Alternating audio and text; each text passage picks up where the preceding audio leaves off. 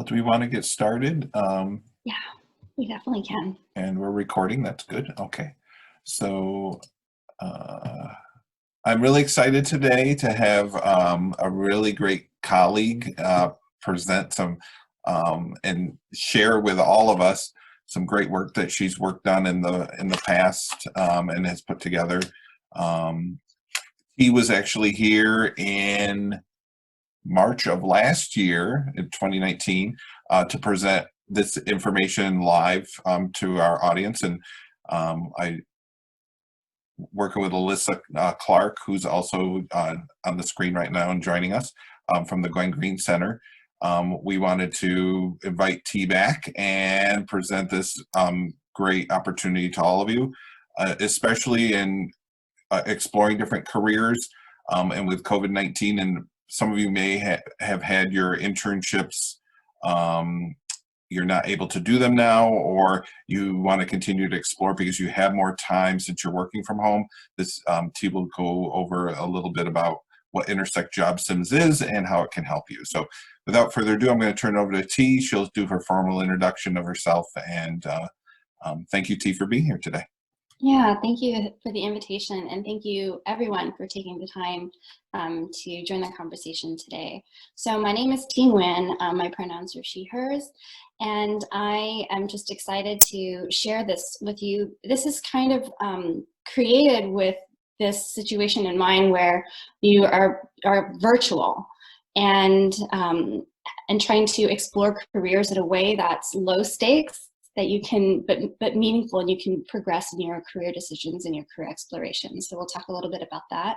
We'll also talk a little bit about career decision making and kind of the non-scientific parts of the actual process, right? I think we all want to learn about things, talk to people, but what does it mean to get started, and how can you build your confidence as you do your career exploration too?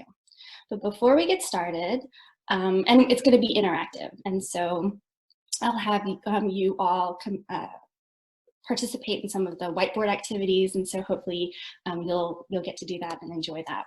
So before we get started, I wanted to talk about a participants pack. I think it's helpful to talk about roles of engagement because we will be sharing the screen and sharing each other's input and reading each other's notes. That there is, we're going to think about professionalism, that there's use of appropriate language here. It is still a professional community, and please respect each other. We all come from different identities and backgrounds, and so we welcome everyone's voices here. And thank you for being present. I know, especially with online webinars, it's easy to multitask. I'm guilty of it too. But today, I promise you that I won't be multitasking. So hopefully you can also remain present with us. Use this time, use the hive mind. We all have something to share for that during this time. So actually, before we get started with the actual content, I wanted to, let's see here. Let's do a whiteboard activity. So can everyone see the whiteboard? I think it's helpful to think about. I used to start whenever I taught, start with what is your energy level today? And that kind of just helps to see and set expectations for maybe I'm listening today, or like, yeah, we're gonna really participate. And so you all have the ability to write on this whiteboard. So you'll go up to your bar and it says annotate, if you can see it. It says, I think there's an annotate option. And then you can select the text, and then you can just type in here. So on a scale of 1 to 10, what is your energy level today? Where 1 is, I'm actually watching this in bed, and that's why my screen's off. Or 10, I'm on a walking treadmill, and that's also why my screen is off. But you can go ahead and just type in what your energy level is today.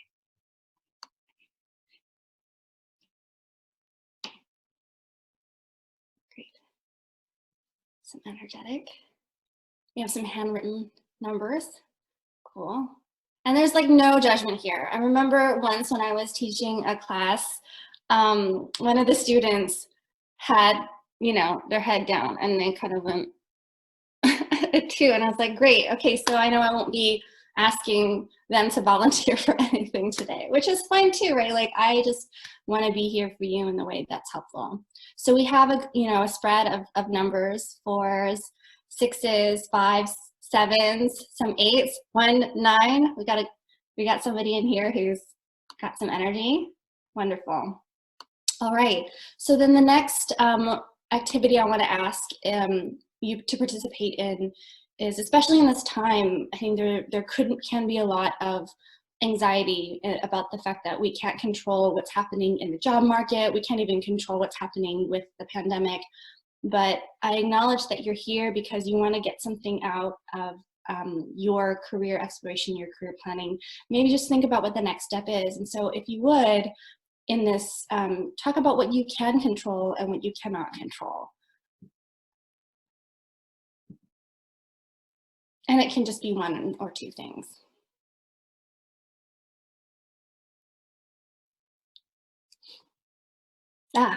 You can control writing reviews. Excellent. I'll move this one so we can see. Staying positive. Right, cannot control the visa process, right? For those of you who are international students and scholars. You can get COVID testing. You can't control expectations of others. You can't control who the competition is. Great. The reopening of campus, if soon. Oh, my toddler son. Oh, yes. Yeah, the last time that I was doing a presentation, he ran in and he was like,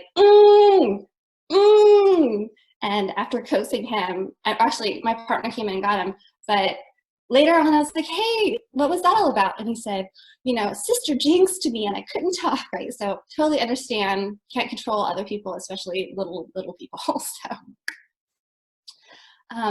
Great, so we are able to talk about how maybe the things that we can't control in terms of things reopening, furloughs, your PI, your advisor, what we can maybe focus on is the things that we can do to move ourselves forward: writing reviews, staying positive, getting testing for COVID, your own goals and how you think about it and how you prepare for different parts of it, interview, application, and what you do with your time.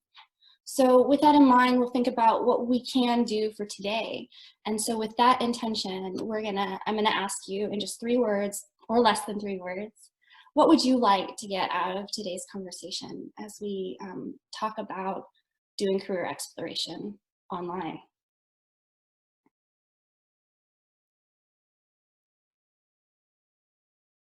Or if you want to draw a thing, go for it. And for the person drawing, I think that's really cool. So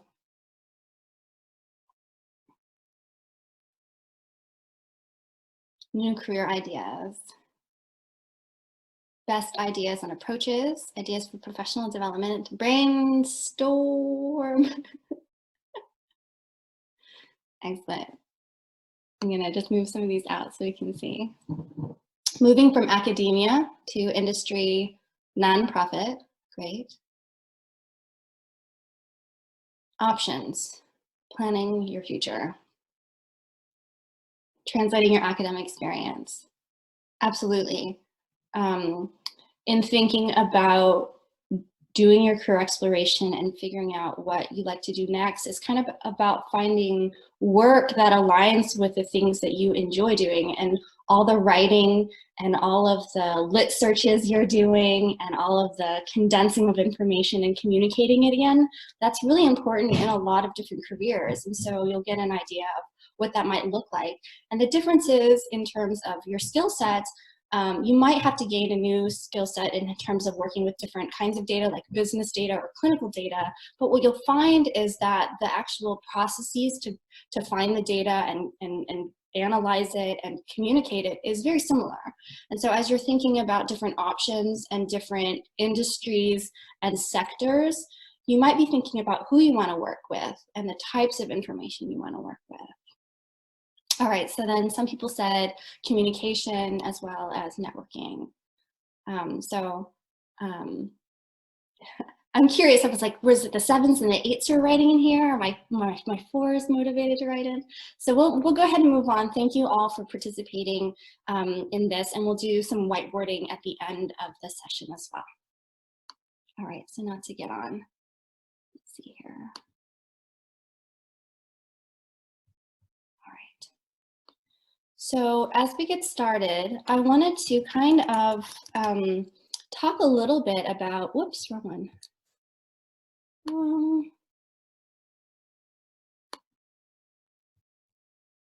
Let's see here. Let's see if the right window open. Okay, so whenever people get started with career exploration, I often get the question, you know, I've been in career coaching for 6 or 7 years after I finished my postdoc. I often get the question of how do I get started? And so one of the things that I kind of wanted to share today is one potential way to get started. It's just a short video, and then we're going to talk about it, right? And if you have any issues viewing it, just chat me. I have the simplest definition in the world for creative living. First of all, let me tell you what it isn't. It isn't necessarily being an artist. It isn't necessarily writing screenplays and novels. It isn't necessarily having an Etsy shop. It isn't necessarily doing things with plaster of Paris, or renovating furniture or having a garden. That's, if you want to do that stuff, that's great. That's great. That's great. But that's not what it means to have a creative life. To have a creative life is simply this. A creatively lived life is any life where consistently, routinely, habitually, and constantly you choose the path of curiosity over the path of fear. Not once, not twice, not a few times, but all the times, all the times. Because you're constantly going to be in these crossroads in your life, daily almost, where there's a lure of curiosity on this side and there's a kind of a roadblock of fear over here saying, take this safer path. I don't know how that one ends. So let's just continue with this. And if you keep going to the right on the fear path instead of going to the left on the curiosity path, your life gets smaller and heavier, which I know is not what you want or what anybody wants. And I say curiosity more than passion, because I think we live in a passion fetishizing society where people are constantly being given this often very unhelpful piece of advice, which is follow your passion, follow your passion, follow your passion, which is all well and good if you happen to have one. But many of us don't, or are between passions, or have multiple things that we're interested in, or don't recognize ourselves in that line, or can't access our passion some random Thursday morning when we didn't sleep well the night before and things aren't going very well, right? Here's what you can always access: your curiosity, right? Passion is the big tower of flame on the hill. It's lightning in a bottle. It's the voice of God. It's all very exciting if you should happen to run into it, but it's not always there. I consider myself a very passionate person, not every day, not even every month. You know, generally I'm passionate, but I can't always channel that. Every single day you can be curious, because every single day curiosity approaches you and taps on your shoulder almost to the point that you can't even feel it, and whispers in your ear, hey, what's that? Right? And it's a whisper, it's not a shout, it's not Charlton Heston in a robe, you know, it's just like a little tiny clue. It's a scavenger hunt. And if you bother to turn your head 1/8 of an inch and just look a little closer at that and investigate it, you've already veered off the path of fear and toward the path of curiosity. And if you keep doing that, you will have a creative life, because your curiosity is different from everyone else's, and it will create a life unique to you. All right. Cancel. Just watch a bunch of videos. Okay, let's see here. And so what did that bring up for you, this conversation about curiosity and the way that Elizabeth Gilbert talked about it? So she's the author of Eat, Pray, Love. One of the things that she talks about, it's actually a course on creative living. If you're interested, I think you can find it all on YouTube. And I'm happy to send the link to Eric and Alissa later to send out to y'all. So she talks about how after this huge success of her novel, Eat, Pray, Love, that people were like, what's next? What's next? What's next? And she took a break and was planting in her garden and became curious about the different seeds. And she's like, well, like, where did they come from? And how did they get here? And why am I planting them in my garden?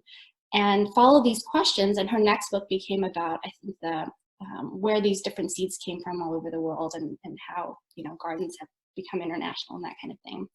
And I think it equates really nicely to, you know, as you're thinking about being a scientist, a humanist, wherever you are in your PhD training or postdoctoral training, like maybe that's your big novel and you're thinking, well, what's next? And it can be really intimidating, and you're wondering what it is, and maybe other people are wondering what it is, and how do you think about what's next? And it's kind of comforting to think about the stakes being so low as, what am I curious about?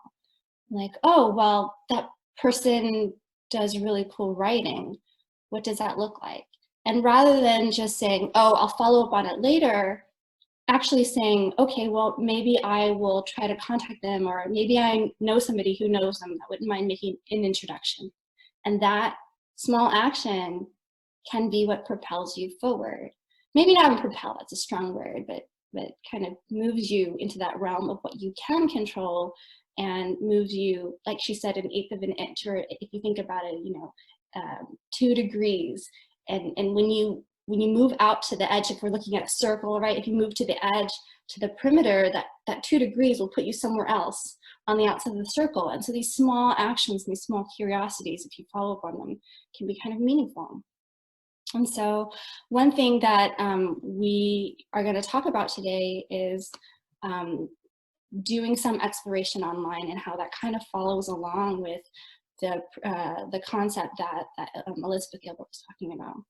So the goal for these online simulations is a way for you to follow up on those curiosities in a low stakes, easy way. And so this tool that we developed, it's developed over the last 3 years with tons of grad students, postdocs, and career professionals like Eric and Alissa and I over the years. And the goal was to simulate daily tasks that PhD level professionals perform in a variety of careers. And these careers are mapped on the My IDP for the scientists, the 20 career areas there, and for the humanists and social sciences, it maps onto the Imagine PhD. And so the idea too is, once you get your career, after you do your career assessments, and it talks about the skills that you might be good at or you might want to gain, where do you go from there? So you can test it out. So we provide real job tasks that's great for exploration, because we asked people who did internships, PhDs who did internships, to write up their internship. And we also asked professionals who hosted interns to create these job simulations with us. And so they really represent kind of a first step that you might be familiar with. And some people have even used this for interview prep. And so it can be, some of these were actual assessments that employers used.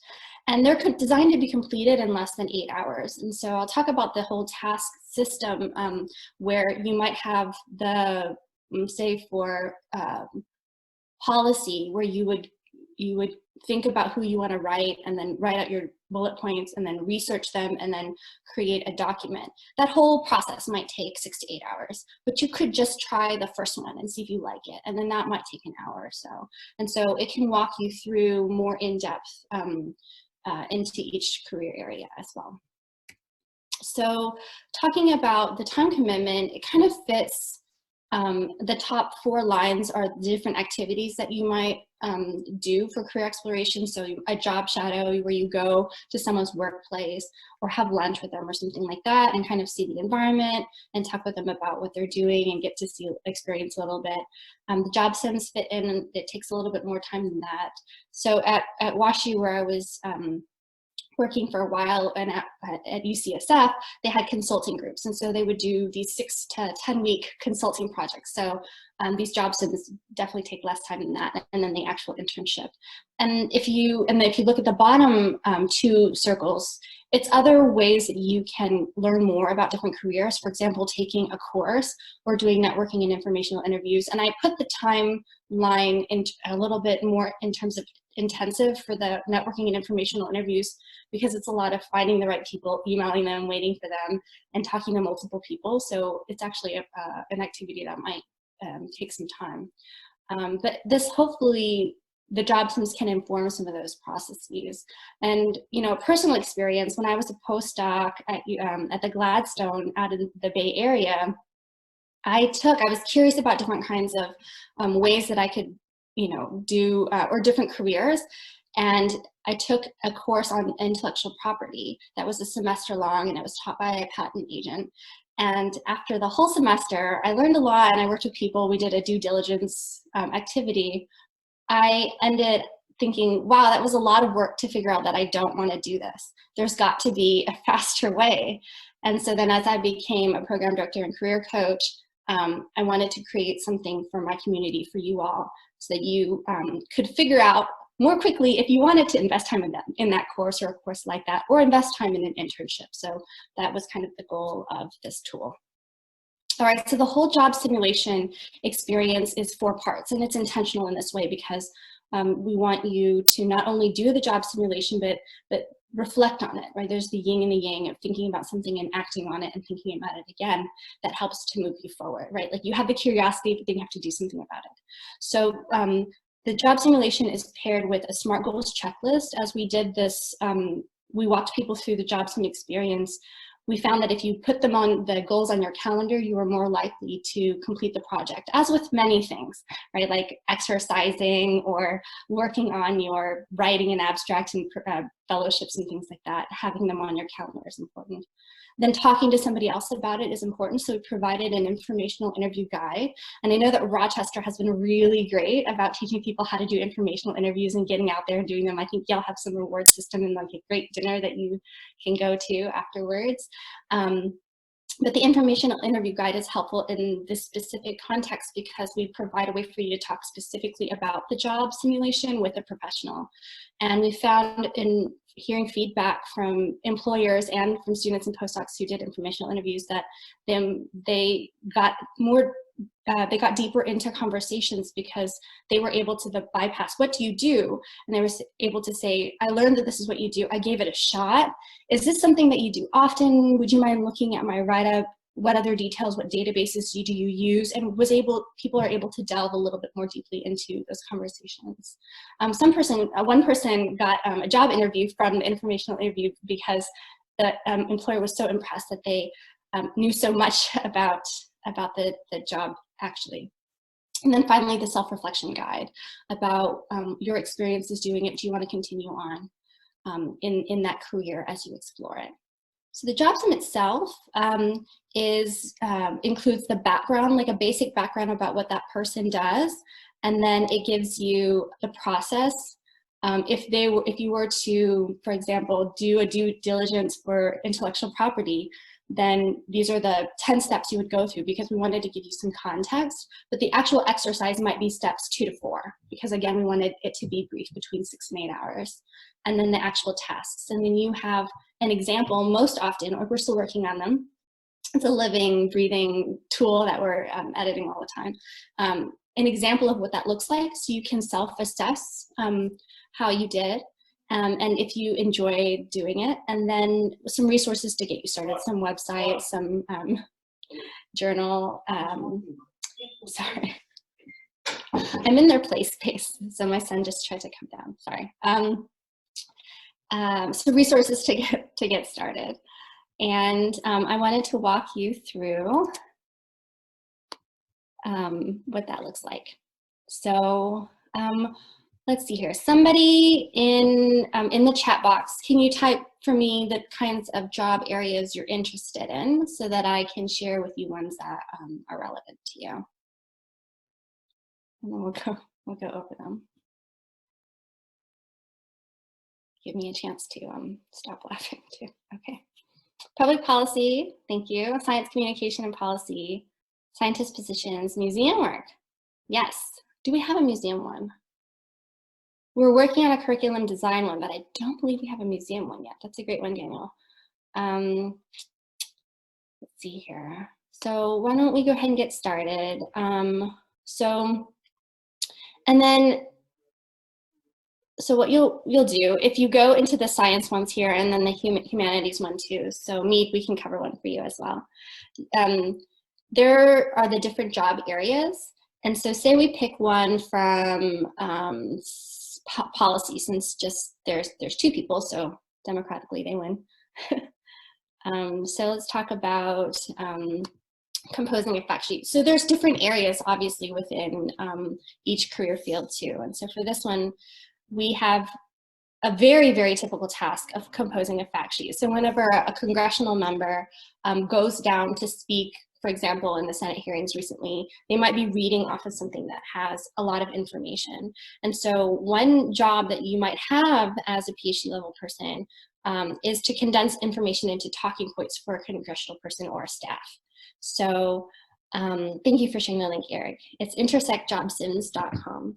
And so we provide a little bit of background, right? A policy advocate might work on Capitol Hill or your state's capital to monitor current events. So you can read a little bit about the background. The actual exercise here is to put a fact sheet together analyzing the funding freeze of the EPA. And we wrote this 3 years ago, but unfortunately still relevant.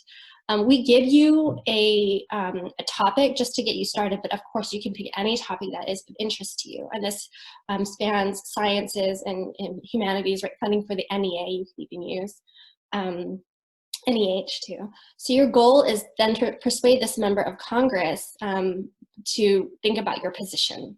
So to do that, you want to identify issues that are important to that particular senator or representative. And you're going to think about something that PhDs are good at thinking about, right? Lots of different factors. So we provide some here: economic, personal, political, financial. And again, you can think about other factors and ways that you can tailor this to that particular person. Then you would do the research, and then you would write a one-page document. And we even have some examples here that were written and we had permission to share on our website by other grad students and postdocs who did this activity. And for the resources, we give you some examples of fact sheets. This one we worked in collaboration with the university liaison at Boston University. So she shared some examples of ones that her office had written.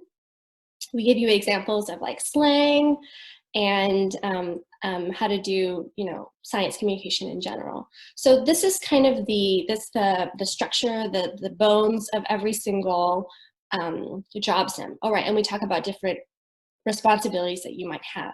And again, with all the myriad activities that you might do in this job, we picked the ones that were PhD level and the ones that you might encounter in your first couple of years on the job to help give you an idea, and the ones that did I say, yeah, representative of the field. And so then we also say, if you want to get started, go ahead and go to your SMART goals and start putting them on your calendar. And if you did the whole job sim, how do you think about what you did and if it's something you want to keep doing? And if you're reading through this and you thought you're interested in policy and you're like, actually, I don't want to read about that kind of information, celebrate that too, because kind of knocking things off your list is a good thing. So we had several people as they were picking JobSim say, I actually only read through 2 that I was interested in. Like, great, that's a great place to start. All right, so we have a lot of different areas. And I wanted to share really quickly before our panel, if our panelists have shown up. I turned off the viewing, Eric and Alissa, so I don't know if Sarina and Francis have made it yet. I believe they both have. Oh, hi y'all. So I just have two more slides to go over, and then we'll start the panel. So participants have told us we've done this, the job sims now at several different universities, and we have over 200 people visit the website a day, actually, and it definitely had an uptick after the stay-at-home started. But people say that it helps them kickstart the process, and it helps them to try something rather than think about it. And overall, it does enhance their knowledge of the career. So this 2 to 4 to 6 hours that you spend on something really can give you a good idea of a job area, and it allows you to reflect on your own skills and interests and think about what you want to invest your time in, and it can help you narrow down your options, because one, it gives you a lot of options to think about and helps you think about what to focus on next, because sometimes you get into analysis paralysis, or like, I could do so many things, and I know that you probably could, so where do you get started? And this gives you a low stakes way to say, like, I'll try this one. Oh, I don't know. I'll try this one. Oh, this is interesting. And again, if you follow that curiosity that Elizabeth Gilbert talked about and decide to move forward with something or not, that can also serve as a compass for you. Some things to think about, though, is that if there's a task in here, like you don't like that policy composing a fact sheet, that's not the end all and be all of policy. So remember, as a scientist, as a humanist, you're used to thinking of a lot of different information, getting a lot of like data points. Remember that this applies here too. It's a living, breathing tool that we're continually working on and adding to, and hopefully one day we'll have hundreds of JobSims, but we're not there yet. And so remember that tasks represent one type of task and one type of area within an area. For example, for the business ones, we focused on biopharma, not so much startups. So you have to think about the organizations that are being represented. And we try to be clear about that in the JobSims. Again, it's one step at the process that you're trying and one type of organization. All right, and then so for the panel. Okay, so I'm going to stop the slideshow for now so we can meet our panelists. Do we have their photos? Can Francis, hello Francis. I think you're muted. And then Sarina. How about now? Yes, you can hear, I can hear you now. We invited 2 former students at Washington University to talk about their experiences and kind of where they are now, so you can hear a little bit about how to do career exploration or their experiences doing career exploration in graduate school. So do we have Sarina too? I thought she might have joined us, but it doesn't look like it yet. No worries. So we I'll can get keep looking for started. it. Yeah. So Francis, or Dr. Anderson, yay! Yeah, I'm not good yet. Is a recent graduate, and he was a in the psych and brain sciences department. And I met Francis at several workshops, and I've just been very impressed by the way that he approached career exploration, and he tried different activities, and he'll talk a little bit about it. And he recently landed a job too. And then we have Sarina, I see, just joined us. Sarina, if you wouldn't mind sharing your video. I met Sarina a couple of years ago too. She and I worked together on building InterSECT JobSims. Sarina she is an MFA, and she has worked in publishing before, and she is a very talented editor and copy editor, and she did our website design. And I wanted to invite Sarina here to talk about her experiences creating JobSims, working on it. She developed one, and to share some of her experiences now too. So hi, Sarina. Hi, can you hear me? Yeah, we can hear you. We don't yet Great. see your video. I don't know if that's intentional. Yeah. Okay. So Francis, would you mind going first, telling us a little bit about your experiences with career exploration? And Francis also wrote one of the JobSims, and so he can share a little bit about that. And then we'll get to you, Sarina. So, hey everyone. Basically, so my name's Francis. I went to school, undergrad in South Carolina. That's where I'm from. Came to WashU for psychology, doing research, studying mostly memory.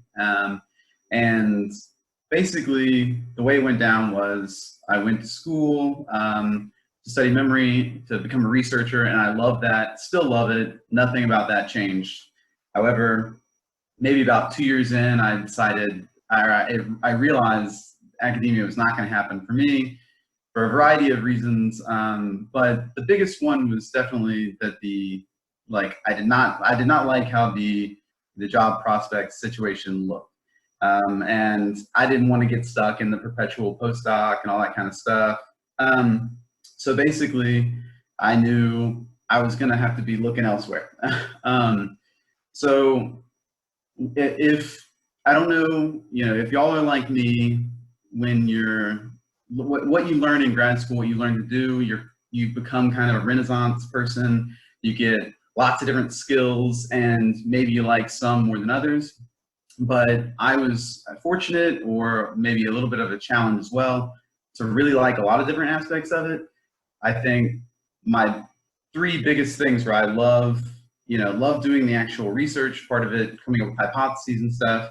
I did like the data analysis and things like that too. But I also liked writing, and so I was kind of stuck in this weird situation where I didn't know what I wanted to do, but I knew I wasn't going to be able to do it all, because that's the academic route, but I'm not going to do that. So basically worked with Thi, went to, go see Thi in the Career Center. She helped me out. She said she was very impressed with the way I went about things, but really all I did was just do what she told me to do. She gave great advice, and so I just followed that. But basically, the main things that he had me do was put yourself out there, not be afraid of basically tracking someone down and asking them about their job and asking them to give you the information, because in my experience, at least, every single person I emailed was thrilled that I even cared about what they did and thrilled to talk about it. But I think where this ties in with the InterSECT job simulations was basically I'm doing an internship looking more at data analysis type stuff. And the internship didn't go quite as I expected it would. And I ended up kind of sitting around twiddling my thumbs a little bit and started thinking of different career paths and came across science writing. Science writing I thought about kind of casually in the past, and I decided I was going to pursue it a little bit more. Talked to somebody in public affairs who's a science writer for the university, and based on that, he said, well, why don't you write up a job simulation about science writing, and in so doing, also learn a lot more about it. And that's exactly what I did, and it worked out perfectly because it's, honestly kind of meta in the sense that I'm going around asking people questions to eventually tell other people about how to simulate doing this job that I had no idea about, and that I'm the one, trying to learn about. And so it was, a little bit odd in that regard, but it worked out super well. Got in contact with a few different people, interviewed them, face to face, back when we were allowed to do that, and basically, based on their answers, just organized it into some sort of simulation that, we think people would be able to do in a few hours kind of deal. And although I guess I'll end by saying, Thi mentioned that I just recently got a job. I'll end by saying that I did not end up going into communications, but what came out of that was that I started one of the people I interviewed was the arts and sciences communications director, and basically she mentioned an internship possibility. I applied for it, got it, was doing this internship all last year, basically just science writing kinds of stuff for the school newspaper. And even though I didn't get a communications related job, it was extremely useful, beneficial to gain those skills anyway, and just looks good in that regard. Having more general audience communication skills is good, but it also, I got a really good picture about what that job would have looked like, and I realized there were a few aspects of that I didn't really want to do. And so actually now I'm more in my happy medium between the job I'm going to have is a happy medium between research and data.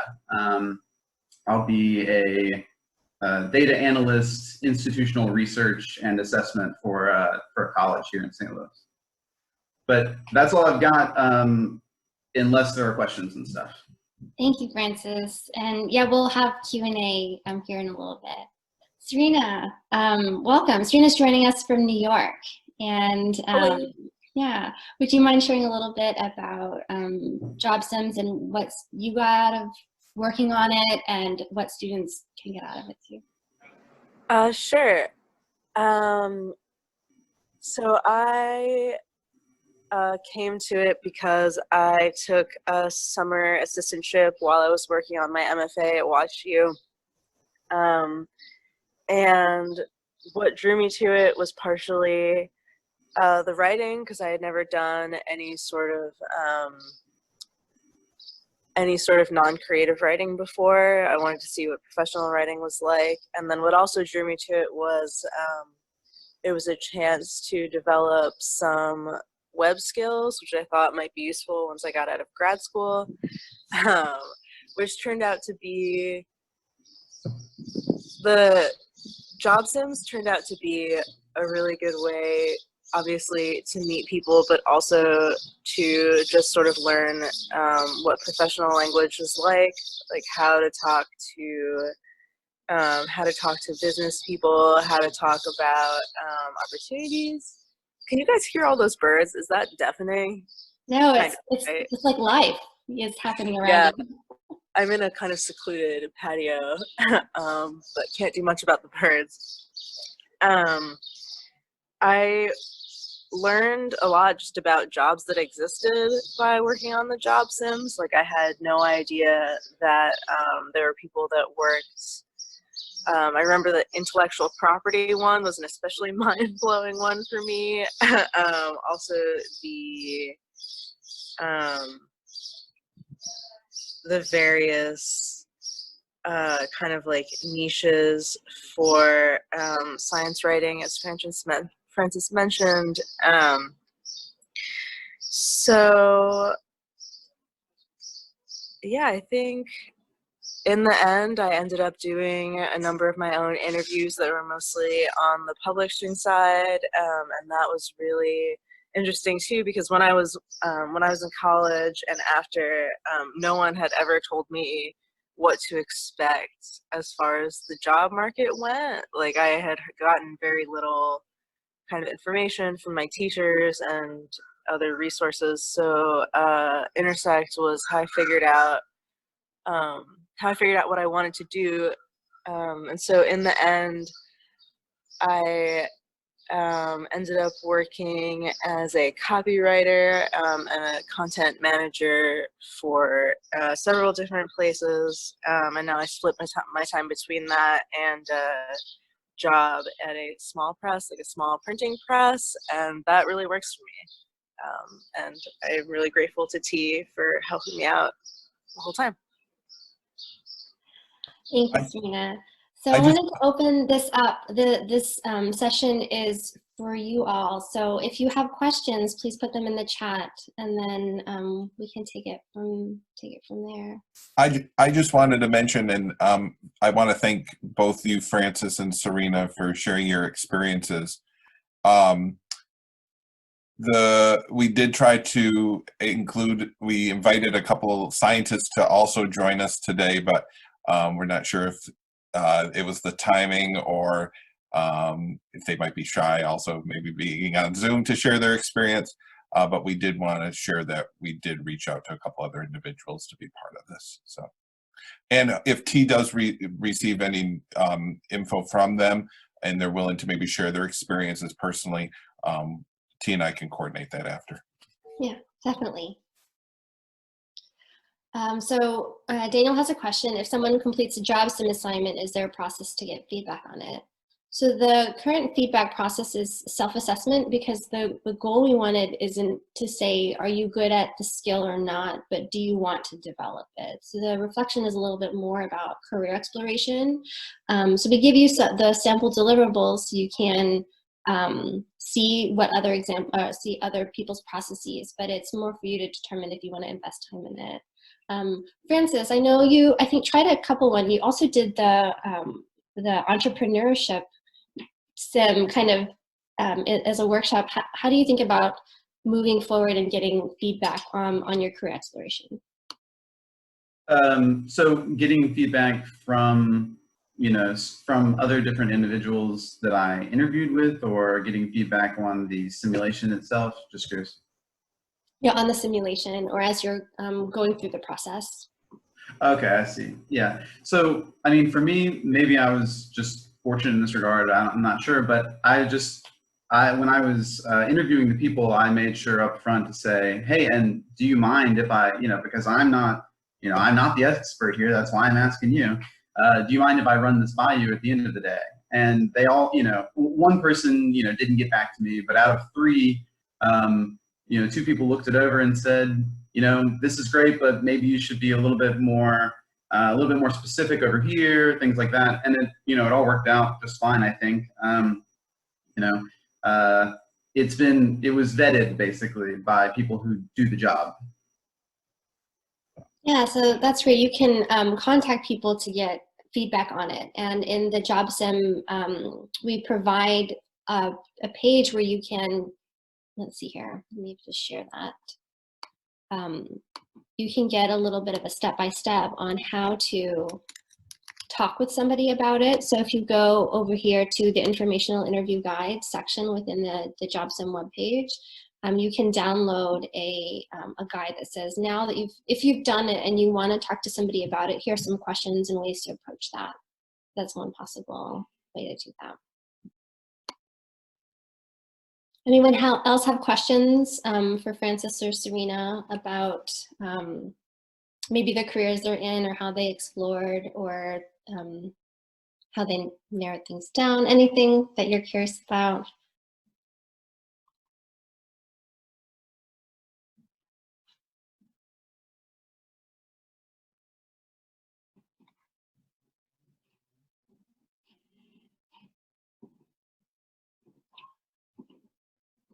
Alissa or Eric, did you have any questions that you think that you hear a lot in your career coaching that that Francis or Sarina might be able to talk about?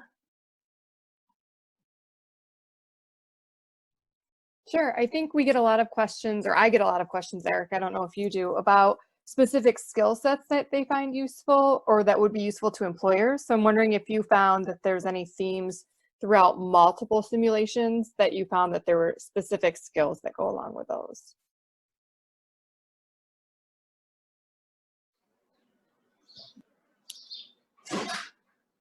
I can take that one.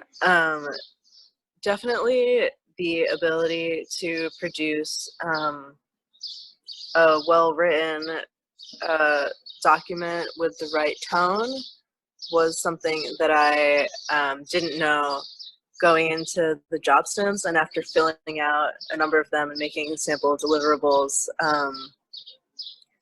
I got a better sense for professional writing, both in the science sims and the humanities ones, and that has been invaluable to me in the time since working on InterSECT. Yeah, I echo that. I think also for those people who are in more of the science field kind of deal, who are doing, especially doing empirical research and things like that, the biggest ones for sure, I think, are being able to communicate, like write and speak is huge, huge, huge in pretty much everything. But then, you know, if you are in a quant heavy field, take every single quant course you can, because everything is going toward the computers, toward machine learning, toward data.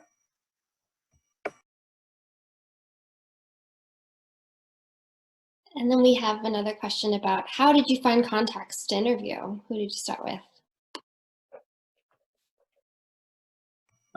So I'll just go through that real quick because mine's really easy. Luckily, Thi knows some people, and the people that she didn't know, or the people that she did know, if they weren't able to help, they suggested somebody that did help. So I mean, in that case, it's just word of mouth.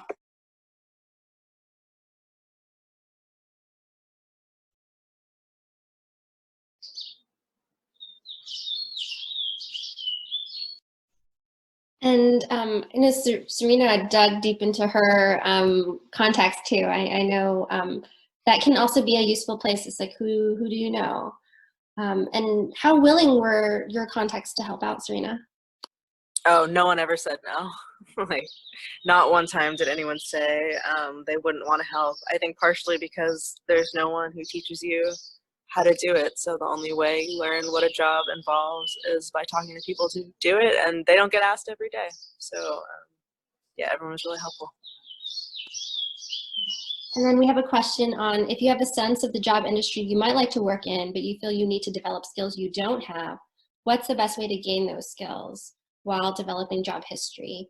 Are bridge jobs the best way to do that?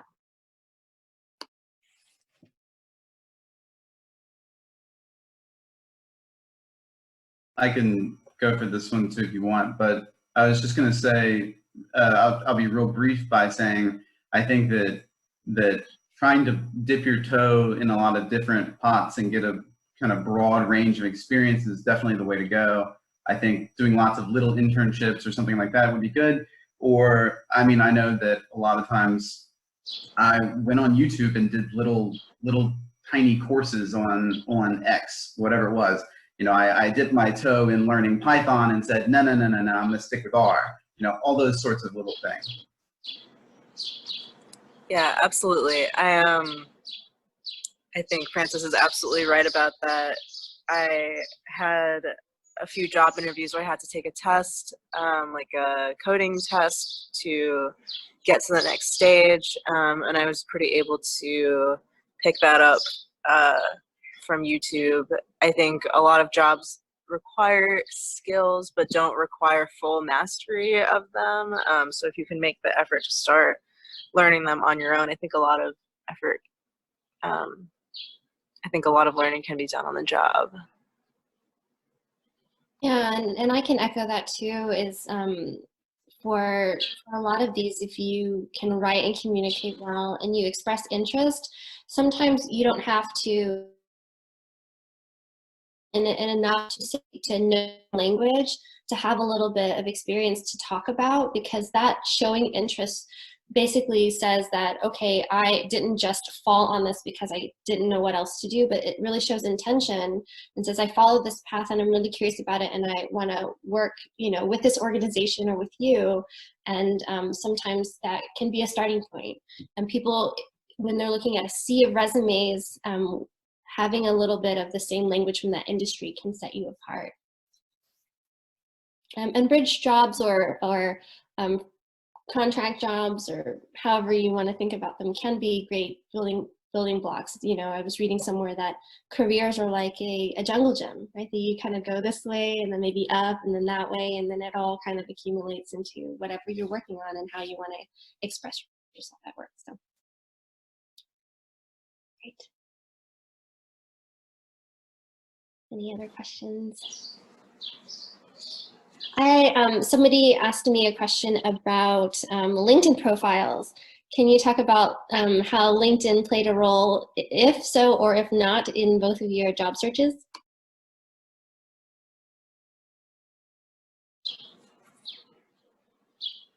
I mean, it's hard to know, not being on the other side of it, but for the place I work for now, I do write a substantial amount of LinkedIn content, and they are definitely very interested in that platform. So I would say absolutely have it updated and accurate at the very, very least.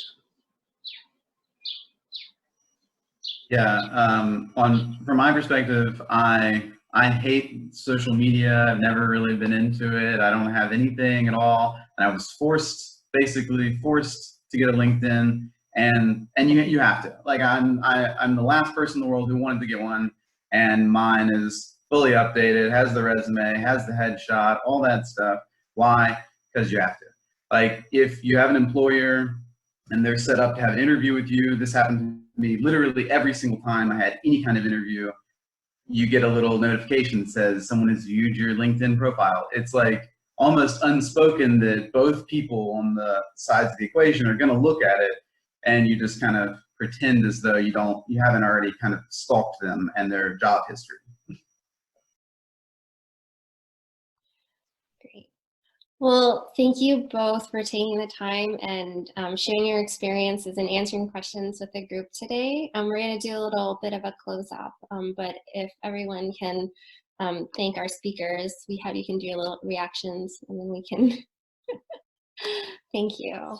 Thank you. Yeah, we appreciate y'all.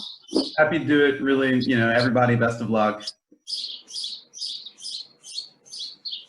Take care. All right. So just to close up, I wanted to do an exercise that kind of relates to what we were talking about at the beginning in terms of you know, our curiosities, and having heard some people's processes, maybe you're thinking about, okay, well, what next? You know, besides going and getting lunch after we get off the call today. So I know that next week, if you're curious about going through a JobSim, so next week I'll be on same time, same day. And what we'll do is we'll walk through a JobSim. We'll talk about, you know, as you pick one, what you think about it. We won't actually go into the process of doing it, but kind of talk about your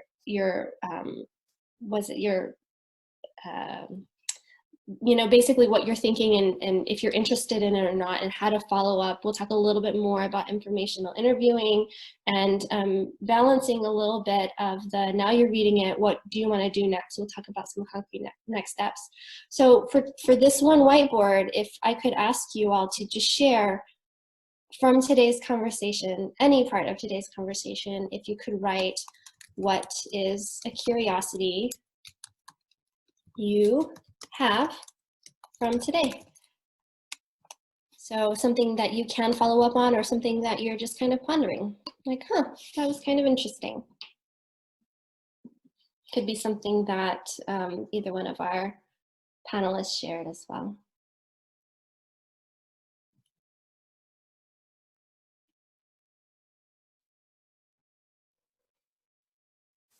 I could take projects I've done and adapt them here to fit JobSim tasks. People have asked me before, if I did a JobSim, can I put it on my resume? Can I put it on my LinkedIn? And typically I discourage people from doing that because it's a way for you to explore, and having done like a writing sample or something, it might be great for your portfolio. If you have a portfolio, you could talk about it. But employers don't typically see that as a product. Like if you do a due diligence test for intellectual property, or you do a market analysis or something like that, but it gives you something to talk about. You can talk about, it's great for interviewing, and you can write about it in your cover letter. These are the ways that you explored it. That said, people who develop the JobSim, like Francis was talking about, or Sarina was talking about, you get co-copyright of that product. And so you can put that on your resume or LinkedIn. And so if you're interested in creating a JobSim, like Francis was saying, you're interested in museums, then we can work together and you can develop something for the website. We'll post it. You can get co-copyright it and put that on your website, on your resume. And people have leveraged that for working in different industries, because you've built a little bit of a network and you've talked with you know, leaders in that field, for example. So other people are curious about personal development. And if the person who wrote that would share a little bit more about the type of personal development. Some person said specific career research. One person said, I'm curious to try out JobSims and narrow down my career search. Excellent. And someone else said, going to see what options are out there. I cannot wait to check out what possibilities are out there.